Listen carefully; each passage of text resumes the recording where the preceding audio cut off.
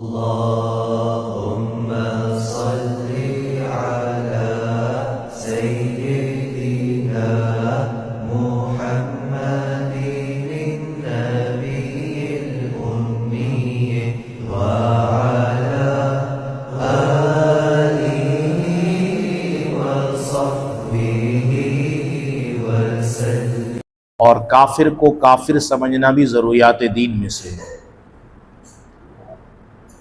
ये जो हमारे यहाँ एक मामला मशहूर हो गया, जिसके मुताल्लिक़ कल भी मैंने अर्ज़ किया था कि भाई काफिर को भी काफिर नहीं कहना चाहिए।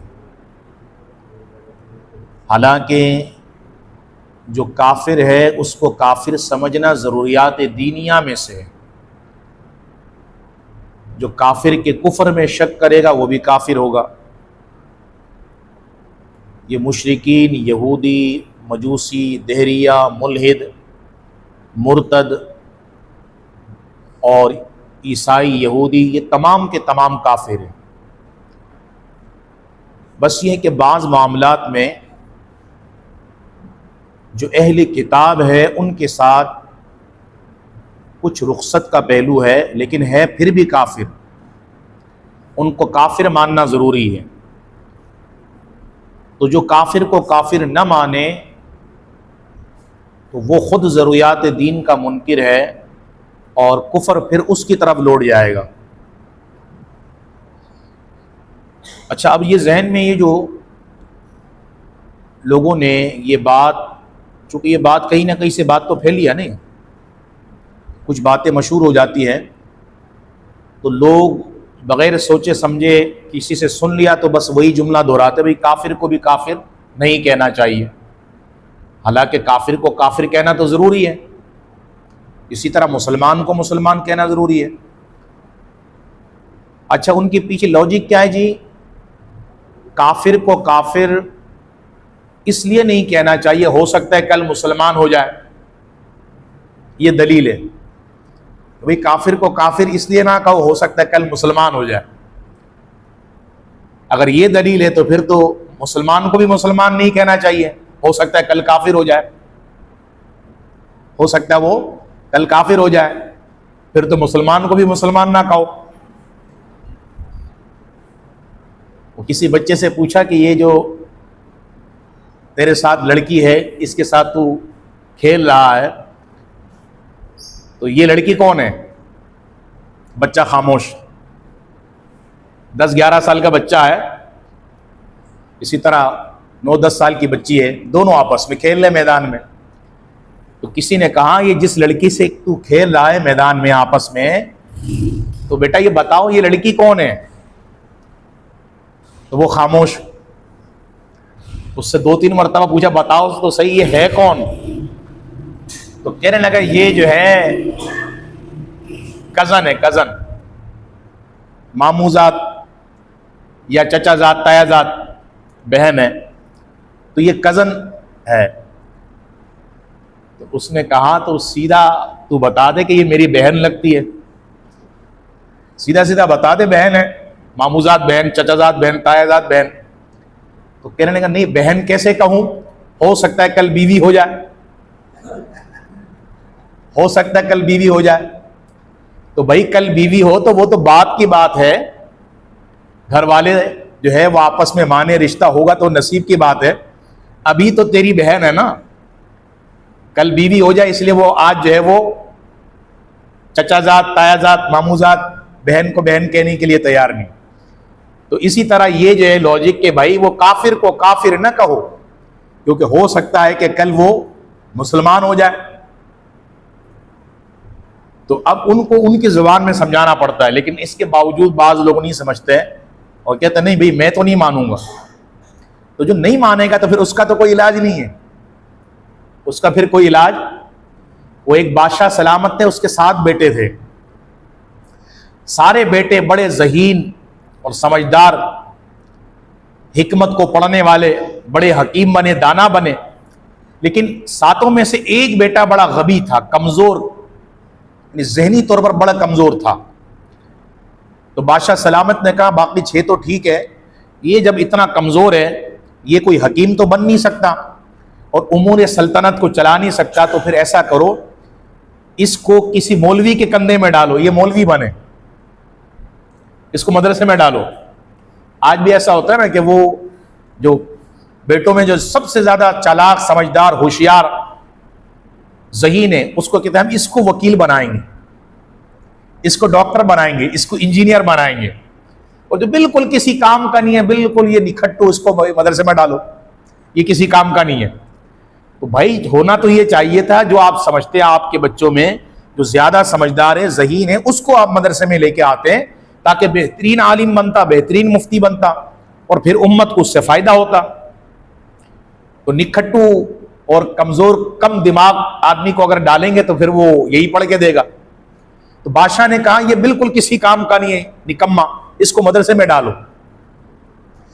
अब जब मदरसे में डाला गया तो फिर मौलवियों ने पढ़ाया उसको, लेकिन था वो कमजोर गबी इंसान। पढ़ने के लिए बड़ी कोशिश की इसको किसी तरह पढ़ाए, लेकिन बिल आखिर कई उस्तादों ने हाथ उठा दिए कि बादशाह सलामत, आपका बेटा हमसे नहीं पढ़ाया जाता, अब हम माजरत करते, ये बच्चा पढ़ नहीं सकता। बादशाह ने कहा बेटा मेरा है, पढ़ना जरूरी है, वरना मेरी बदनामी होगी। तो क्या किया जाए? तो कहा पूरे अतराफ में, शहर में दूर दराज से पता लगाओ, कोई माहिर आलिम है जो इसको पढ़ा दे अपने तजुर्बे से, तो मैं उसको मुंह मांगा इनाम दूंगा जो मेरे बच्चे को पढ़ा दे। एक साहब आ गए, उसने कहा बादशाह मैं पढ़ाऊंगा, लेकिन एक शर्त है। का क्या शर्त है? का एक शर्त यह है कि मैं उसको पढ़ा तो दूंगा और पढ़ाऊंगा भी ऐसा कि आप परेशान होंगे। का वो कौन सी बात है?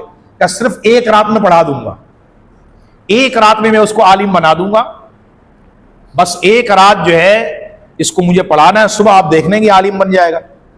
बड़ा परेशान हुआ यार, बड़े बड़े आलिमों ने हाथ उठा लिए और कई महीने साल लगा दिए, तो ये तो पढ़ नहीं सका। ये कोई पहुंचा हुआ है कोई बुजुर्ग जो एक रात में आलिम बनाएगा? तो कहा बस एक रात में आलिम बना दूंगा, शर्त यह कि आप महल से दूर जो है आप किसी जगह में इंतजाम कर दे, मैं एक रात में सारा कुछ पढ़ा दूंगा और फिर देखना ही आलिम बन जाएगा।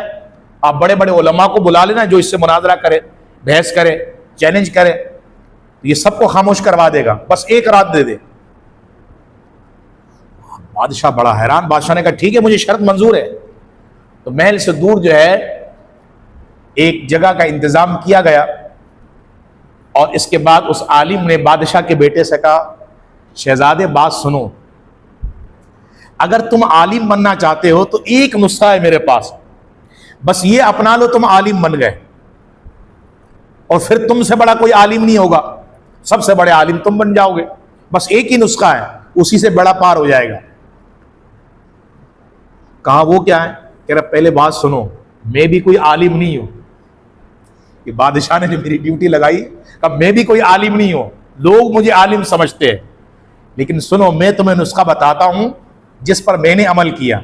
वो ये कि तुमसे कोई भी मसला पूछे, कोई भी बहस करे, मुनाजरा करे, डिबेट करे, तो तुम्हें सिर्फ एक ही जवाब देना है। कोई तुम्हें कितना ही लाख समझा दे दलील से, तुम उसकी दलील को नहीं मानना, तुम ये कहना कि मैं नहीं मानता, सिर्फ एक ही जवाब देना, मैं नहीं मानता। जिस दिन तुमने ये तकरार कर लिया हर आलिम के सामने कि तुम्हारे इस मसले को मैं नहीं मानता, तो जब तुम ये जवाब दोगे तो वो आलिम परेशान होगा, यार ये कोई फिर मुझसे बड़ा आलिम होगा, ये जब मेरी बात को नहीं मान रहा है कोई मुझसे बड़ा आलिम होगा। तो तुम उस सबको यही कहना कि मैं नहीं मानता, बस तुम आलिम बन गए। अच्छा, कहा बस सबक खत्म हो गया है, बस यही सबक है।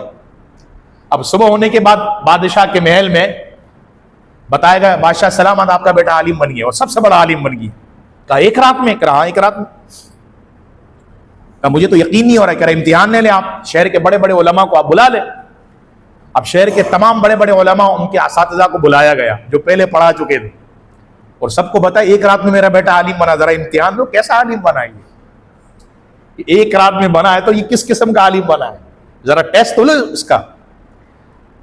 अब उलमा डर भी रहे कि भी बादशाह का दरबार है और शहजादा है बादशाह का बेटा, कोई गुस्ताखी ना हो जाए, बेदबी ना हो जाए, बादशाह ना नाराज हो जाए, उनकी इज्जत का मसला, नाक का मसला। तो उलमा ने कहा एक एक करके सवाल कर लेते, पता चल जाएगा चंद सवालात के अंदर एक रात में कैसा आलिम बना। ये तो पॉसिबल नहीं है। कोई करामत हो जाए तो फिर तो बात समझ में आए, लेकिन वरना तो आम रूटीन के मुताबिक जो ये खिलाफ कानून है। करामत हो जाए कि किसी बुजुर्ग वाकई कामिल मर्द कलंदर ने निगाह डाली, तो ये ऐसा होता बहुत कम है। वो करोड़ों में कोई एक ऐसा मर्द कलंदर, तो हमारे जमाने में तो वैसे ही नहीं है। तो कहा चलो फिर टेस्ट ले लेते, पता चल जाएगा क्या पढ़ा एक रात के अंदर। तो एक आलिम ने सवाल किया, शहजादे हुजूर जरा बताइए, हमने सुना है कि नमाज मुसलमानों पर फर्ज है, इस बारे में आपकी तहकीक क्या है? तो वो कहने लगा मैं नहीं मानता, अस्तगफिरुल्लाह, हालांकि नमाज को जो फर्ज ना माने वो तो काफिर है। पिछला दर्स आपने सुना है ना।